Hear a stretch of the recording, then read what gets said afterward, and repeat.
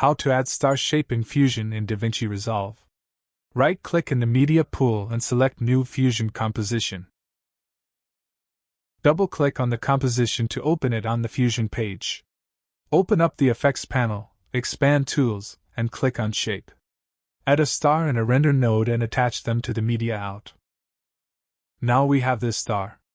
To change its properties, select it and open up the Inspector panel. You can add more points to it, or change the depth.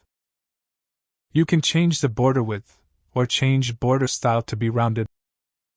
You can change the star X and Y positions, the width and the height of the star, and its rotation. For now, I just click on the Reset button to reset the shape to default. Click on Style tab and change its color. Now let's create a simple animation in which the points of the star increase over time and the star rotates. Move the playhead to the start of the composition and click on Diamond button next to Points and Angle to create starting keyframes. Move the playhead to around 50 frames and increase angle and points values. Now go back to the Edit page and drag the composition into Timeline. Anyway guys, thanks for watching and I hope you found this useful.